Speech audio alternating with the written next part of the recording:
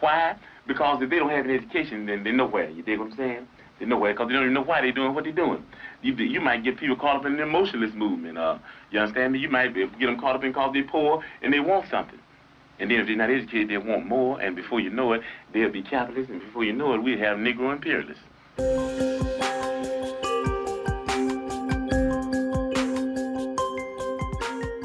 This is episode 2 of the Black Walk Organ. No, so it's, or do we say episode 1, part 2? No, it's not. It's episode 2. Episode 2, Organizers, part 2. Get. Got it. So maybe if we have last remarks for folks who like need to leave, but I also think if people are interested, I still have some questions that I'd like love to hear people's like answers to. But if we want to do like a last round of just like maybe really important takeaways that you got, or just like one takeaway that you like really got from this like experience. And also one thing, if you want to answer this, is like one thing that you wanted the walkout to achieve. Like what of the demands did you want it to achieve? What did you want from it? What did you want to happen to like the brown community after what we had like envisioned was actualized? So I guess I can go because I have to leave pretty soon. But I think just like, and a lot of people have like spoken to this already, so like I'm not about to reinvent the wheel. But I think just, and this came to me during like the big Monday meeting because I was in one of the admins for the Facebook page.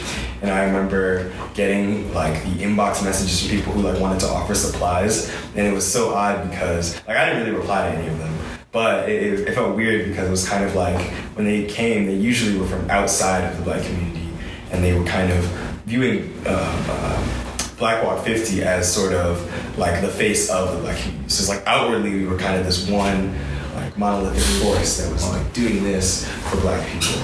But then when we were in the meeting, and a part of this I think is like the structure of the room because it's a lecture hall. It was very like literally the people versus us because we were facing opposite ways, and we were just kind of like telling them what was going to happen as opposed to kind of discussing what would happen. But I think my biggest takeaway was that when you have like a movement this big, outwardly, to everyone else who's kind of watching this movement, if it's something that's kind of for just Black people at Brown, or Black people who might come to Brown and things like that, or Black people in Providence, like, it comes off as this outwardly just one kind of agenda, or not agenda, but game plan, basically. And I think the more unanimous, that plan is from the inside, like the farther you can go on whatever track that you're trying to go. Because, even though we had all our ducks in a row, and we had the research, we had the this, the that, the history, all that, like, it's kind of on our side, we can only go so far because, the community was pulling itself in different directions. So yeah, and I think what I wanted to get out of, or not get out of, but like what I wanted Black Walk 50 to accomplish, I think, is just to make Brown feel more like a space that is working for the benefit of everybody. I think learning the history behind the walkout and stuff was shocking to me because, I was like a first year at Brown, it was like my dream school, and it was like, oh, like the school can do no wrong, they let me in, I love them forever, like, oh my goodness. And kind of learning that was so shocking, just in contrast to that viewpoint I had of the school, that I really wanted to sort of reach that ideal that I thought that it was already at. So for me, it was just making Brown like the school that it looks like on paper. With that, I think I have to get up. But this was a really cool, Thank you. more power to quality. Enjoy Game of Thrones tonight. You gonna be watching? I am not and Game is my Game of Thrones because I haven't watched Game of Thrones, so I have to start from square one, and I feel like I can't do that. Wait, you must watch it every day? I was gonna watch it today, but I'll probably end up seeing it tomorrow. Okay, well, Much love. bye.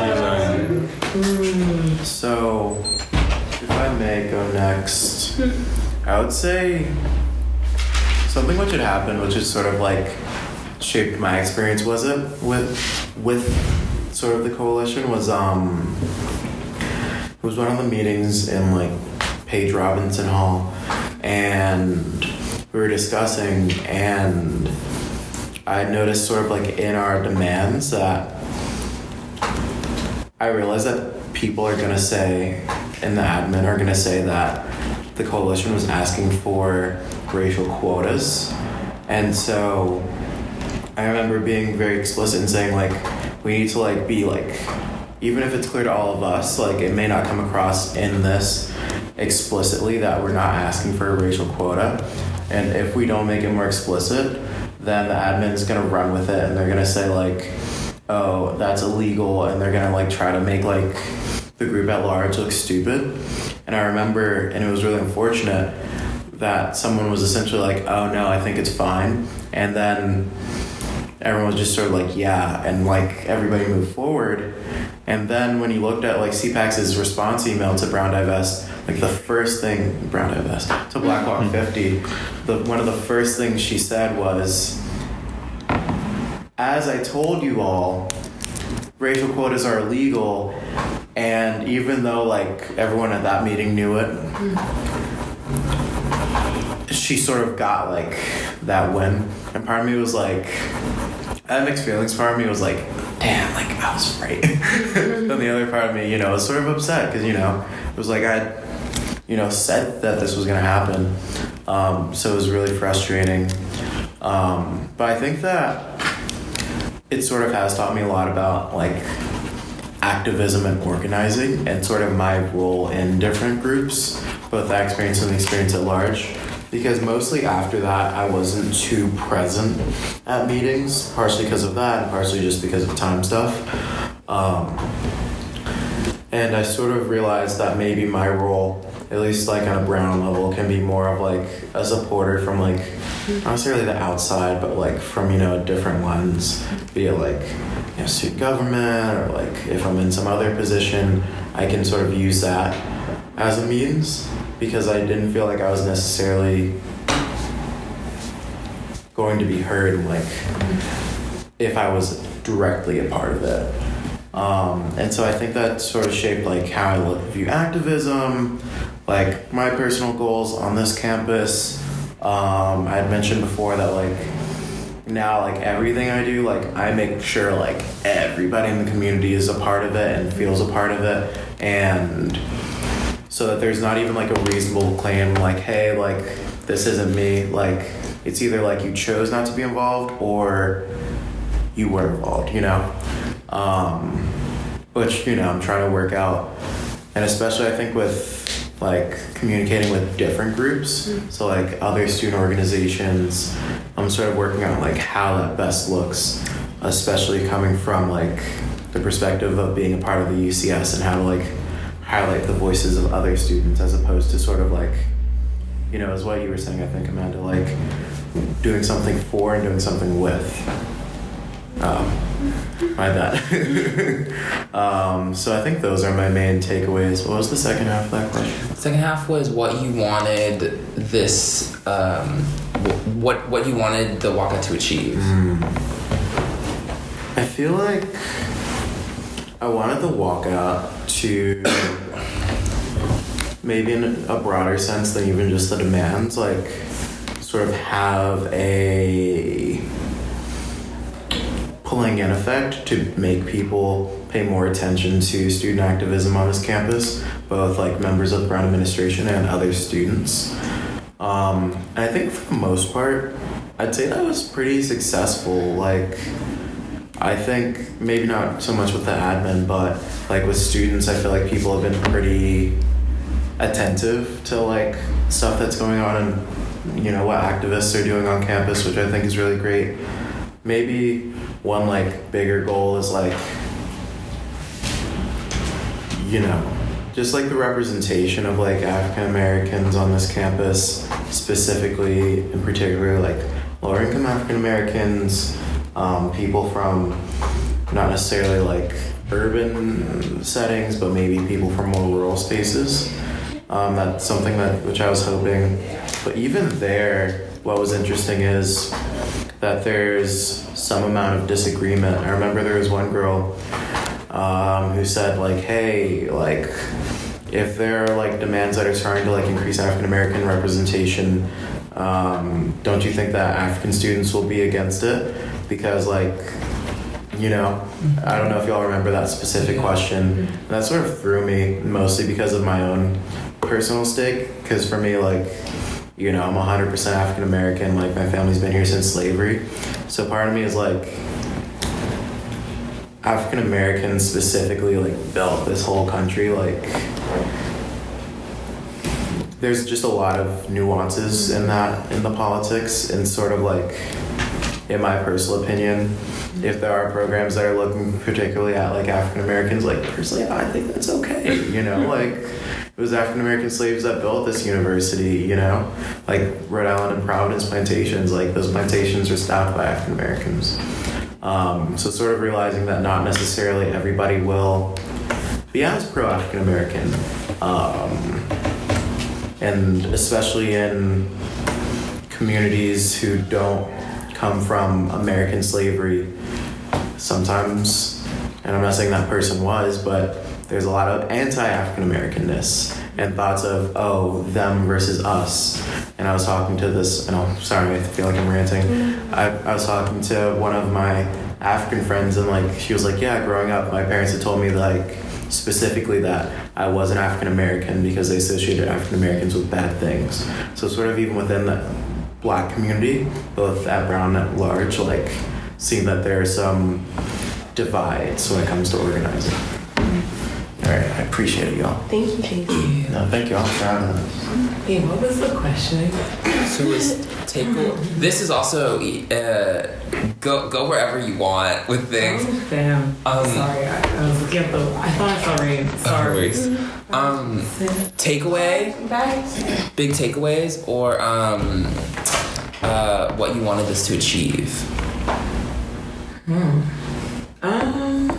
I just been listening to everyone talk, and just like a lot of thoughts have like come up, but it made me like reevaluate like what I walked away from it, especially like next to, or like compare next to other people's experiences.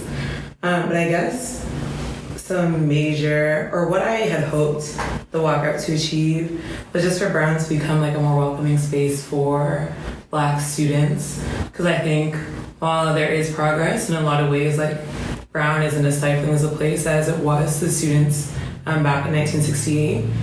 In many ways, it still is for a lot of people here. So then how do we work to make Brown like a space where Black students feel empowered to do like their best work? So that's kind of what I wanted to walk away from this experience from. In terms of major takeaways, I think a lot of the criticisms about the nature of the walkout and just like about the nature of organizing are like extremely valid, and there needs to be ways to like incorporate those criticisms into future action, or to changing the way that like we envision future actions. Christina Paxton's email was on Tuesday or Monday. It taught me that like administration is very talented when it comes to twisting whatever message it is that you as an organizing team or as an organizing collective want to put out. And we saw this with Brown Divest, we saw this with Black Student Walkout, we saw it with like other organizing efforts in the past. So I feel like regardless of whatever way you come to crafting the list of 10, 20 demands you come up with, they're never going to be perfect, because students are like at a disadvantage when it comes to the knowledge game.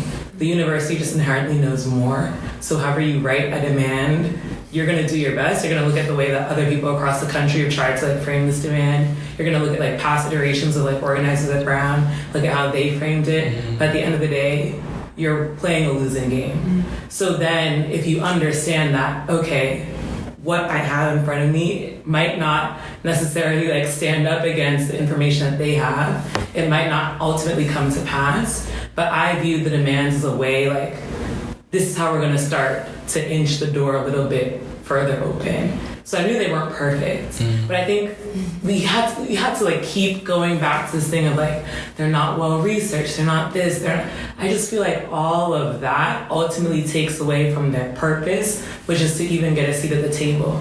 And as people highlighted in the meeting that we had in Solomon, like a lot of the things on the demands were things that students, like Black students in their own individual capacity, were working with administration towards. So this is a way to like kind of highlight those efforts and give those efforts a little more weight, because this isn't something that this student or this one individual student on one individual UCS community or committee is advocating for. It's something that the whole community wants, and that's what I saw their purpose to be. But in those meetings, I realized that that's not what a lot of people thought they were supposed to be, or the work they were supposed to do, which is kind of difficult when you're already at that stage, because then that requires like reframing the entire nature of this thing. And at that point, I thought that was like the most appropriate thing to do, just because we weren't on the same page.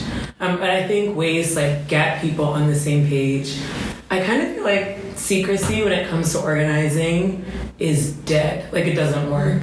Like, you need a core people or a core group of people like doing the work and like meeting in secret X, Y, and Z. But you have to have like visible point people in that group who other like Black student orgs feel like they could communicate with in order to get in touch with the people who are doing the secret meetings, doing like the work that does kind of need to be done in private. But I think trying to like pretend that we can like hide these things from administration or hide these things from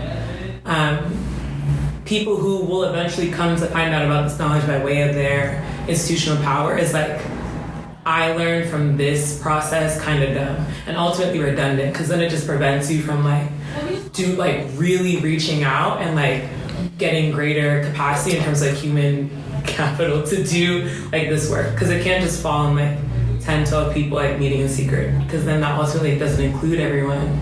Like, I don't know if it was Zion who was saying like, you need to talk to custodians too, you need to talk to like staff too, and all this other stuff that like you can't just do if you're like trying to do this in secret. And then I think another thing that I was like thinking about as people were talking were that like, I don't know if it's worth our time or like worth anyone's time to like make the determination that like this group of Black students here are with it or aren't with it or whatever. Because I think at the end of the day, if you make people feel invested in this work and you make people feel like they're contributing to this work in a meaningful way, and you listen to people and you incorporate what they're saying, they're gonna get with it. You don't need something to happen. You don't need to do all this 9 yards. Like, if people are invested in it and they care about it, they'll do it. And I think the reason why there was a lot of backlash is because people didn't feel that way. And I think it's in large part to the fact that like the organizing team like didn't have like a significant amount of upperclassmen. And I don't blame that on the organizing team. I feel like it requires people who like have the institutional knowledge to be active and reach out. You can't depend on people to just come to you to kind of like do this work, because I feel like a lot of the people who had like really important and meaningful things to say in the meetings in Solomon specifically, like could have been involved a lot earlier, and maybe would have if they had like a better experience 2015 or 2016, or felt like this is even something that they could take part in, like a whole host of other things that I feel like, I don't know if y'all are gonna dive into later or whatever, but that's kind of like the primary things that I walked away with from this. What I think is like what I keep like hearing is like the common like theme throughout all this is just like organizing. Like, organizing is what they like called it back in the day, and it's organizing, which was like the key thing that we kind of like almost that we didn't do it. We just didn't. It wasn't how. Okay, we were very organized, okay? And I feel like we were very organized, and I feel like that is a very, like, that to me, it tricked me with, like, we're organized, so this is organizing, right? But organizing is more than being organized. It's literally going into the community, seeing the community leaders, talking to the community leaders, building up community, not even like getting them on our side, but even building them up, and like building their platform and getting them like stronger, and like having people around the community like come to their community leaders like that. And then I don't know, I guess also I think it's what Kuno said, like being part of the brown community felt like I like was the voice for the brown community, or like I had like my voice, which is still really like, it's a weird concept and like hard to like, not like my voice, but like it's like, like, oh, I'm part of this community, so like what I say is what we need, right? But it's like that's not like that at all. And I don't know, I just think like organizing, and there was like just a misstep in like organizing. I think one thing that I thought was like a really central tension, and this is like building on like a couple of like different ideas, but like I think the for and with is like super important, because you can't just be doing stuff for people. It's very like saviory. It's very like this vibe.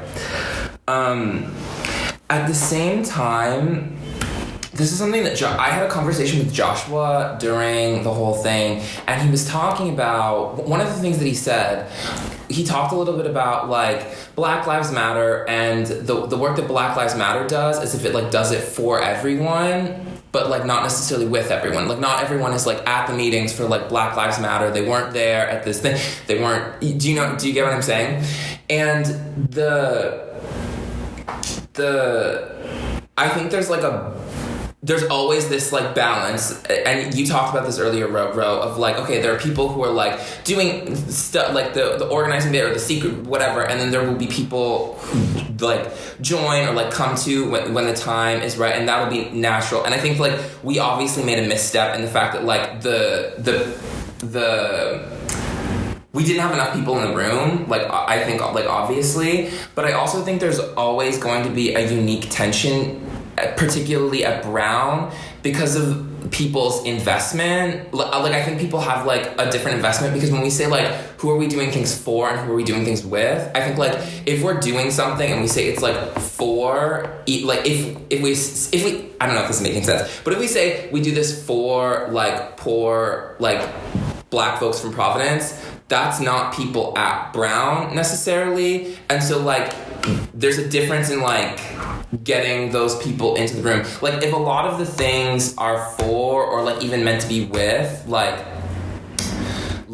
low income Black folks, or like Black American folks, or these folks who are like underrepresented already on the campus, it's almost difficult to do with if they're not present here now. Does that make sense? Mm-hmm. And I feel like there's this weird tension all the time where like if you're in like a very, and we don't know, but also like if we're in a very wealthy Black community, what does it mean for like I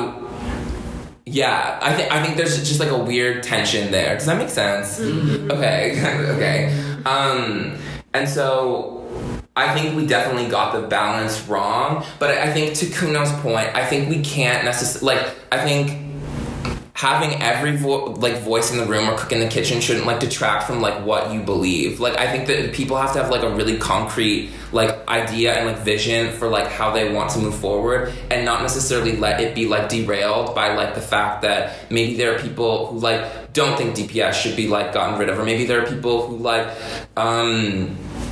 don't think we should have like free classes for folks in Providence because it takes away from financial whatever. Like I think that there needs to be like a principledness, if that makes sense, that like we don't cave in the way that we did in some ways. But I think that still means that we needed to have a lot more people in the room, in the whole boom shebang. I feel like it's hard when you're doing this type of work, because you have to have like a set of like morals that you have to be grounded in something, right? Yeah. And you have to make sure that what you're grounded in, that doesn't change.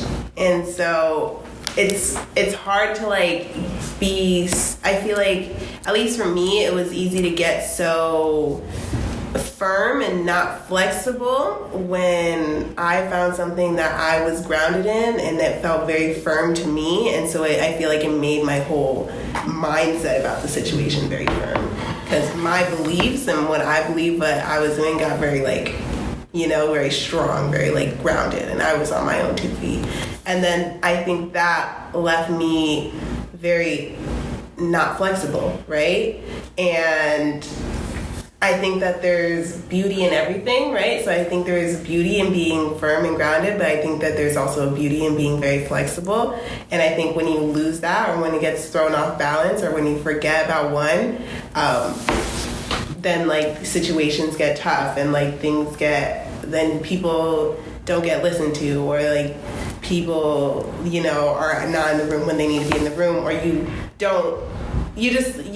just stuff slips through the cracks, when there's an imbalance. And I think it's really important to find that and work with that, especially when you're doing this type of work, to be firm in what you believe, but also be flexible. And to be flexible, but also to be firm. You have to have both. You really can't have one without the other. Yeah.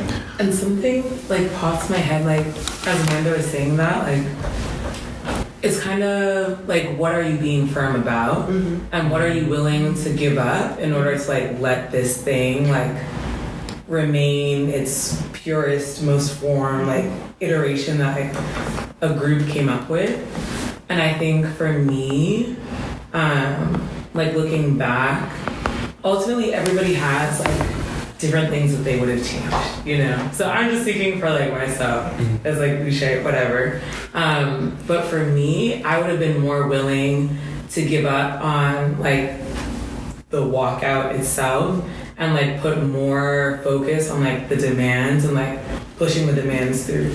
So that even if the walkout flopped or whatever, still having Kuno meetings, work on the demands, keep pushing them, keep getting people's input, so that hopefully by the time next semester rolls around or whatever, then you can coordinate a large action that is substantive. But I also feel that's so hard to sit in the moment and even do, or to try and realign, because it's something that's already kind of been set in motion in terms of planning, coordinating, doing all these things that people were doing, reaching out to community members, inviting them over to speak, making accommodations for staying in the church, X, Y, and Z. So it's hard in the moment to kind of enact that flexibility that you kind of had in mind, right? But then I feel in the future, picking what it is that you're not going to compromise on, and then thinking about what you're willing to do or what you're willing to compromise on to achieve those things, I think is important. And then it's also hard when you're in an organizing group to do it, because I feel everyone gets into groupthink mode. So it's if one person's really about something and you care about that person, you see the vision, you're gonna get on board even if it's not something that you're 100% about. But I feel it's really important that you hear criticisms early and creating channels for those things. And I think there were channels for those things, but it's not people felt they could use them that early in the process. So just a lot of things that aren't unique to this experience, aren't unique to this walkout. There are things that have come up in organizing it around historically. It just sucks that this group kind of had to bear the brunt of that because it was such a big momentous thing. But it's not unique to this at all. Everything we're saying could be applied to organizing 4 years ago. And hopefully can be applied to organizing in 4 years, Yeah, That's why we're sitting here, that's why we're recording this, hopefully, people can listen to this and take what our experiences, take what we're saying and apply that to what they're doing. That's why we're here, y'all. I really, yeah. I think something that's unfortunate but is very true that Uche said is the necessity of having that institutional knowledge, and that's something that I realized afterward that we in many ways lacked, because on one hand, and I think this goes back to Noëll's question of what we were hoping to change, on one hand I think that in many ways I was doing this work from a place of either like seeking to resist or of anger or of dissatisfaction rather than out of a place of hope or a place of love or of growth, because I really wanted to, I was upset that I was seeing, you know, the university co-opt the activism of students from 1968, and I wanted them to recognize the fact that this work and this change that they were saying in many ways and they were celebrating wasn't done, hadn't been accomplished. I wanted them to own that fact, yet by seeking to achieve change through that venue or from that perspective, I missed the genuine growth mindset or the genuine hope for the university to actually institute some sort of change. And so I think you need to find a balance between recognizing like what parts of that institution you need to dismantle and you have to have knowledge of, and then also making sure you're not coming at it from a perspective that's purely rooted in hoping to bring it down, and also has a component that is imaginative and it's creative and it's hoping to build something new. Q on things you think this did achieve, that you think the walkout did achieve, and or moments, just like moments throughout the process that you thought were like really beautiful or that like gave you a lot of joy. Yeah. I think like something that's good is, since I recognize the fact that you need to have not only the institutional knowledge but those connections and those relationships, I feel like I have been, since the walkout, like much more open and trying to seek new relationships and build on those that I met and stuff like that.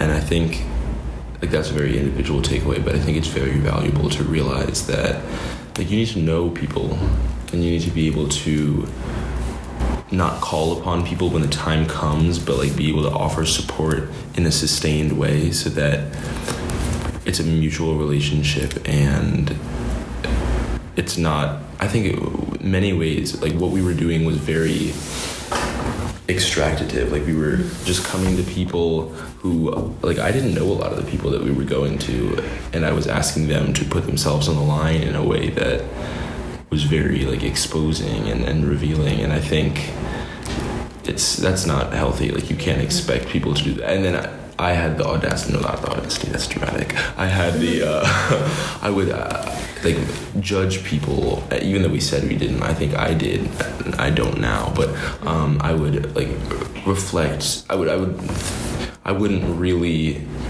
put myself in that situation and recognize that I was asking for a lot and offering very little.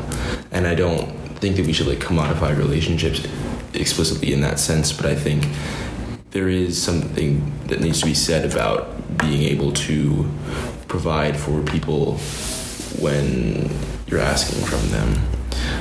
And then, yeah, just like the people I met, like I was very happy to meet all of you guys. I think for me, I feel like I'm just gonna do like personally what I've achieved from this is I'm just like, at the end of the day, I'm so grateful for all the lessons I've learned. And I'm just like so grateful for like, I don't know, I achieved like a level of like learning that honestly I didn't think I'd get here at my time at Brown. And like now I'm also like way more receptive to like learning in like different ways. Like in my classes, like I can really like apply stuff, or like especially in the, like a lot of my Africana classes, like I can really like apply stuff and like, oh, okay, like this is how they did this, or like, oh, okay, like I see this, or like, oh, like, and I just like keep like finding like connections and like I can literally like in all my classes, like I really could like learn a lesson or like find something that I can like take and like apply to the walkout, or vice versa. And like that's just like it's opened my mind. It's just like it's liberated me in like in a way, you know. And I don't necessarily know which way, but like participating in like this like social like organizing this just like this social movement, even though it wasn't like, you know, as big or as grand as like the civil rights or big and grand as like the stuff that happened in the past, it really still did change my mindset. Yeah. And that I'm just so grateful for. And that was like a really cool achievement. And then also, as for like moments that were like good, I don't know, like honestly, like I had a lot of fun like during it. Like I know like the ending was hectic, but oh my goodness, I would just like to say, just as like hectic and challenging as the bad parts were, the good parts were just as rewarding and just as beautiful. Okay, so like, so it was both, you know. So it was both. I'll say just a joyous moment. Like literally the second night that we were there and we were sort of like going to bed, everyone was so fucking tired and just over it, and everyone's like, ah! But then we did like a dance show on the altar where we like each picked a song and then just like really did a performance.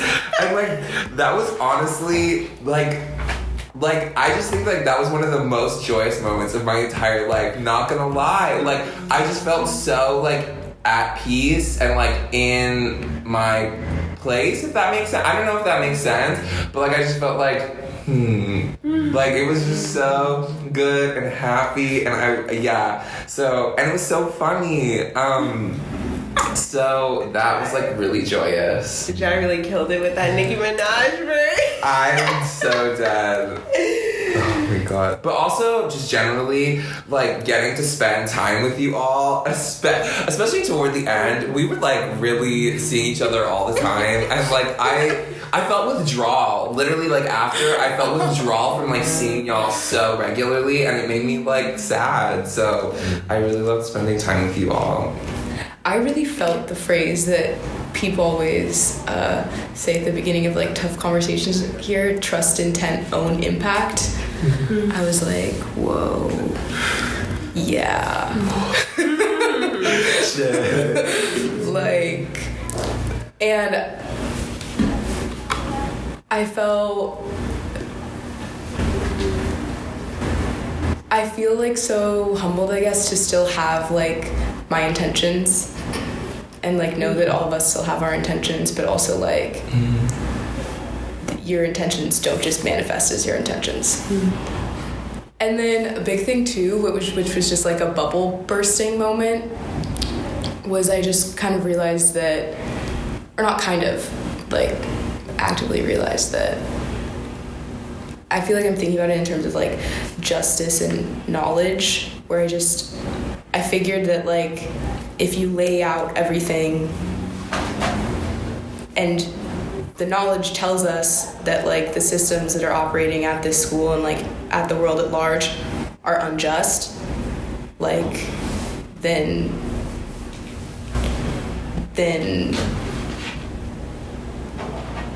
like I don't know, I guess especially like in CPAC's email, where she just so blatantly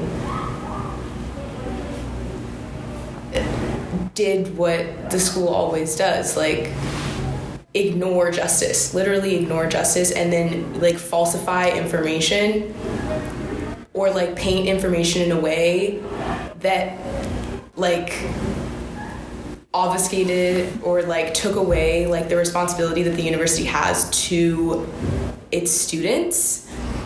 I mean, I like going back to like the why did I get involved, like I remember when they were renaming P-Rob and I was just like, yo, I'm pissed. What the hell? How are they tokenizing us as they literally haven't upheld the demands that were made by the people that they're commemorating 50 years ago? Like, this campus is 7% black. And it just became so clear, like, okay, knowledge knowledge producer, whatever Brown is, knowledge with the capital K, like, it's not justice. Like, having more knowledge about something doesn't necessarily mean that someone is going to act in the just way. And, like, that really, really hurt. Finding that out hurt.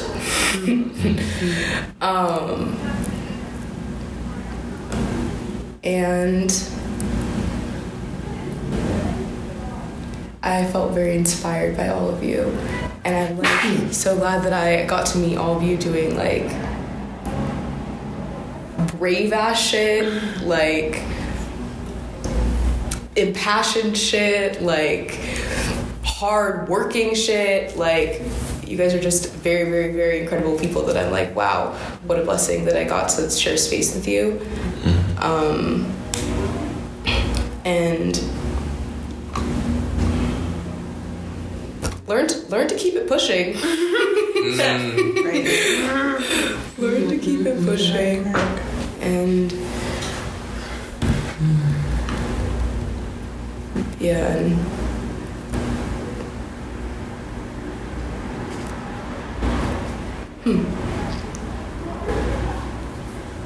I'm glad to be here, like, together thinking about it again and kind of talking about it. It feels good. My proposition for our next collective effort. Oh my God, girl. Get spring weekend moved to India Point Park. I'm dead. Invite all of Providence to spring weekend. You should have seen Madie on Friday. She's like, what? Oh, that's so recording? Yeah. Oh, I just have a short thing to say on last topic. I feel like what came out of this conversation, or like this, not just this conversation, but you know, everything that happened in December, I feel like a real attention to what it means to be a Black community. Because I feel like up until December, like we kind of had conversations about like what it was, a construct, but like it forced us to come to terms of like what do we see this community actually being and what do we think it's capable of doing. And I feel like it started like a series of like efforts and conversations since then to kind of like rethink what it is and what does it actually mean to like be a Black community here. Yeah, I think I've definitely seen more efforts throughout the Black community, like more events, like cool stuff. Like on 420 last year, there wasn't all that like smart stuff. Like, and even if they know it or not, like that's building community. Like the like small stuff like that, like yoga and like painting together, like like that's important. Like that's also what I realized, like small stuff like that, like small events like that might like seem small in the grand scheme of things. That's important. Like that's where like community is getting built. You know. Yeah. But like I wanted to like say like yes, I really feel like. I was just gonna say that. Like I feel like. With the walkout, at least for me, for a walkout,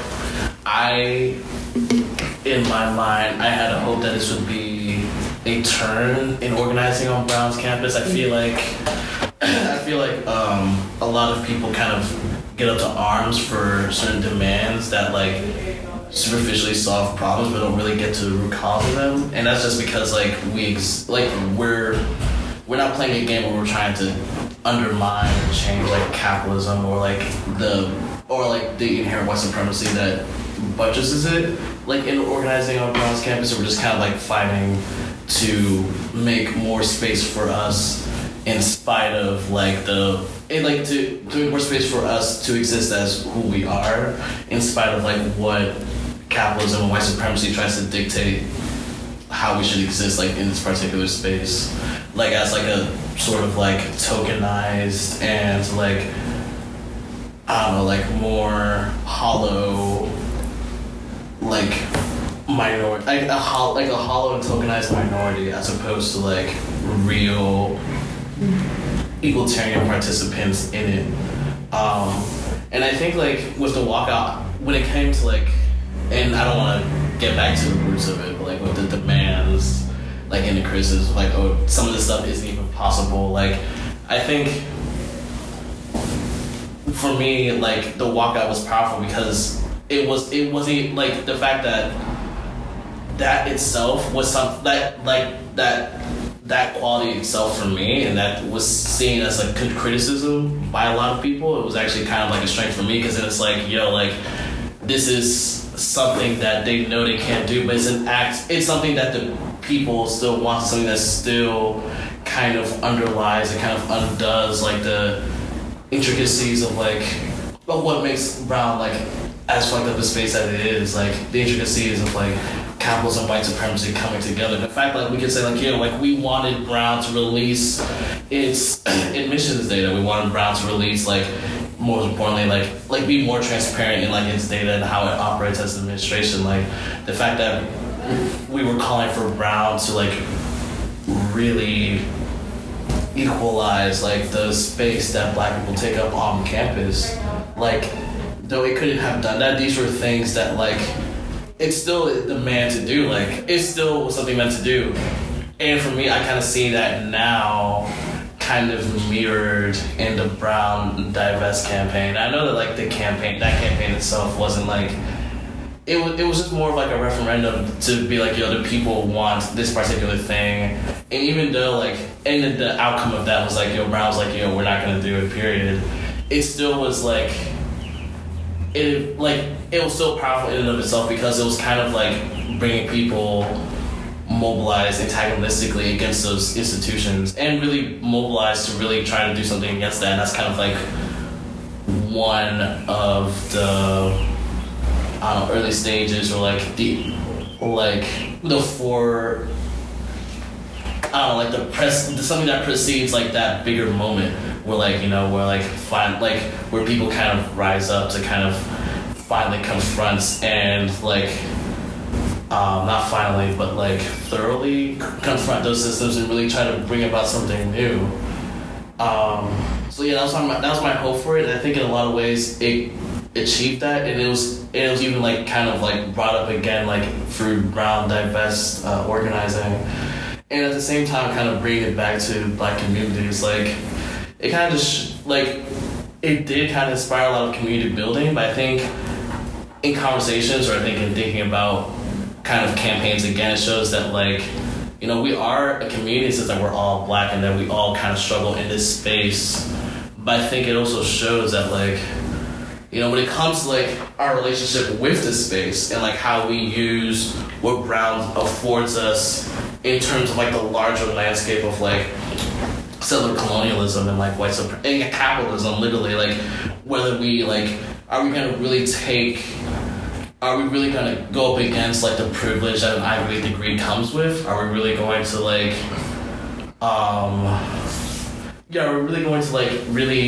are we really going to take up arms against that? Like it shows that some people have the willingness and like are willing to go up head to head against that. Some people aren't, and then like it shows that like that's a consideration that would kind of needs to be. That's a consideration that needs to be like integral to like any kind of like organizing that takes place in the future. Yeah. Building on that a bit, I think one thing that stuck with me a lot after the walkout was like, I think in the demands we tried to walk like two different lines that like aren't really compatible, and like in one breath, like I think there's like wanting to make like Brown a space that is like populated by like Black people, or like a space for Black people, and then like ending the possibility of places like Brown period point blank. And I think those are two very different things. And I tried to rationalize in my head like how we could do both of those things.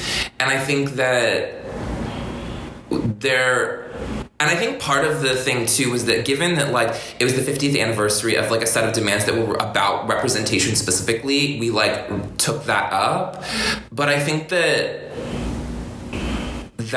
like the end of representation, like where that ends is like, okay, once we get to 13%, it's done. It's not like open admissions to like every Black person in like America. And like I feel like that's what I feel like it's just like there's an end to that still leaves us like fucked. Like I don't think a good outcome is like getting to 13%. And I think that, but I think there's something that's like more palatable about that like ask. And I think that to your point on like making like a turn in like organizing and like what we're asking for, I think that I think that it would be a win if we got to a point where it was no longer about like being like represented in some capacity other than representation being like a means to the end, which is like an end of like brown period.